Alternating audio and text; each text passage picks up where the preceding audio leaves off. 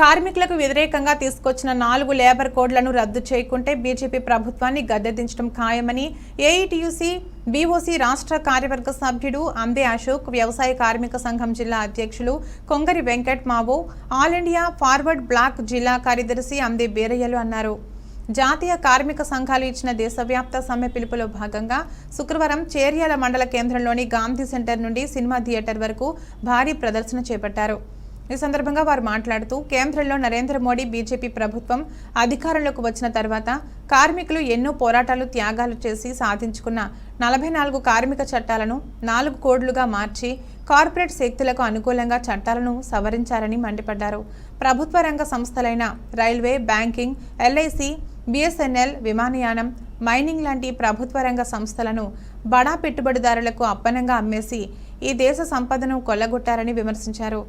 కార్మికులకు వ్యతిరేకంగా తీసుకొచ్చిన కోడులను వెంటనే రద్దు చేసి కాంట్రాక్ట్ అవుట్సోర్సింగ్ విధానాన్ని వెంటనే రద్దు చేసి సమాన పనికి సమాన వేతనం, ప్రతి కార్మికునికి నెలకు 26,000 వేతనాన్ని ఇవ్వాలని, పీఎఫ్, ఈఎస్ఐ గ్రాట్యుటీ సదుపాయాలు కల్పించాలన్నారు. ఉపాధి హామీ కార్మికులకు రోజుకు 800 రూపాయలు ఇచ్చి పనులు జరిగే స్థలం వద్ద కనీస సౌకర్యాలు కల్పించాలని, రైతాంగానికి వ్యతిరేకంగా తీసుకొచ్చిన నల్ల చట్టాలను వెంటనే రద్దు చేసి విత్తనాలు, ఎరువులు ధరలను వెంటనే తగ్గించాలని డిమాండ్ చేశారు. లేని పక్షంలో రాబోయే పార్లమెంట్ ఎన్నికల్లో కార్మిక వర్గం ఆధ్వర్యంలో బీజేపీని గద్దెదించి తగిన బుద్ధి చెబుతామని హెచ్చరించారు. ఈ కార్యక్రమంలో వామపక్ష కార్మిక సంఘాల నాయకులు ఈరి భూమయ్య, బద్దీపడక కృష్ణారెడ్డి, జంగిలి యాదగిరి, ఇప్పకాయల శోభ, కత్తుల భాస్కర్ రెడ్డి, పొన్నబోయిన మమత, రాళ్లబండి నాగరాజు, బండకింది అరుణ్ కుమార్, ఆముదాల రంజిత్ రెడ్డి, కర్రె ఆంజనేయులు, గొర్రె శ్రీనివాస్, నంగి కనకయ్య, ఆముదాల నర్సిరెడ్డి, వెలుగుల యాదగిరి, మల్కని ఎల్లయ్య, ముస్త్యాల ప్రభాకర్, బక్కెళ్లి బాలకిషన్, రేపాక కుమార్, బోయిన మల్లేశం, గూడెపు సుదర్శన్, దండబోయిన వెంకటేష్, రాళ్లబండి చందు, సిగుళ్ల నరేష్, దర్శనం రమేష్ చక్రపాణి, పండుగ యాదగిరి, చాప లక్ష్మి, రంగు రమేష్, బ్రహ్మయ్య, బొడిగం చంద్రారెడ్డి, గుండ్ర రవి మరియు సిఐటియు, ఏఐటియుసి రైతు వ్యవసాయ కార్మిక సంఘం నాయకులు పాల్గొన్నారు. ఈరోజు భారతదేశ వ్యాప్తంగా కార్మికులు, రైతులు, వ్యవసాయ కూలీలు, ఎర్రజెండా పార్టీల ప్రతినిధులందరూ బంద్కు పిలుపునిచ్చిన పరిస్థితి ఉన్నది. సార్వత్రిక సమ్మె జరుగుతున్న పరిస్థితి ఉన్నది. ఈ సార్వత్రిక సమ్మె సిద్దిపేట జిల్లా చేర్యాల మండల కేంద్రంలో కార్మికుల ఐక్యతతోటి నిర్వహిస్తున్న పరిస్థితి ఉన్నది.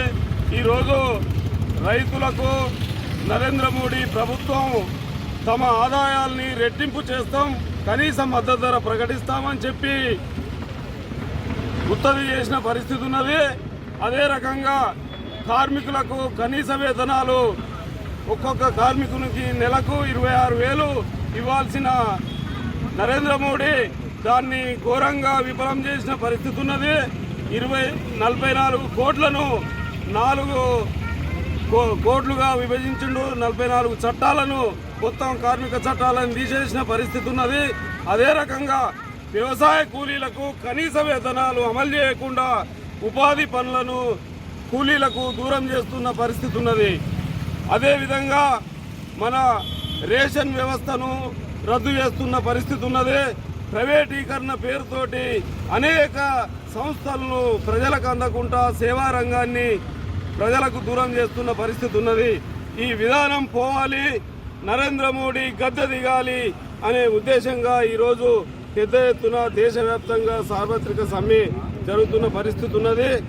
రాబోయే రోజుల్లో ఈ నరేంద్ర మోడీ ఈ విధానాన్ని మార్చుకోకపోతే, ఈ రైతు వ్యతిరేక, కార్మిక వ్యతిరేక, ప్రజా వ్యతిరేక, వ్యవసాయ కూలీల వ్యతిరేక విధానాన్ని మార్చుకోకపోతే రాబోయే రోజుల్లో చిత్తుగా ఓడిస్తామని చెప్పి హెచ్చరిస్తున్నాం.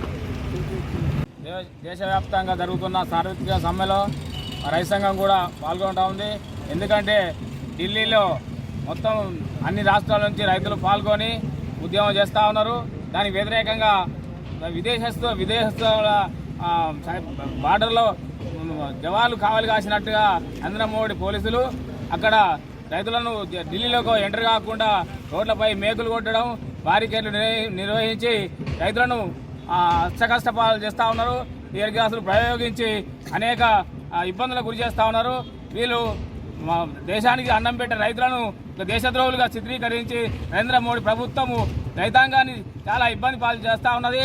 ఎందుకంటే 4 నల్ల చట్టాలను తీసుకొచ్చి రైతులకు కనీస మద్దతు ధర లేకుండా, మార్కెటింగ్ లేకుండా లేని వ్యవస్థ నిర్మించేందుకు నరేంద్ర మోడీ సాహుకారుల పార్టీగా బిజినెస్దారులకే అప్పనంగా వ్యవసాయాన్ని అప్పచెప్పే విధంగా, కార్పొరేట్ వ్యవస్థకు అప్పచెప్పే విధంగా రైతులను నట్టేట ముంచే చట్టాలను తీసుకొచ్చింది గత ప్రభుత్వంలో.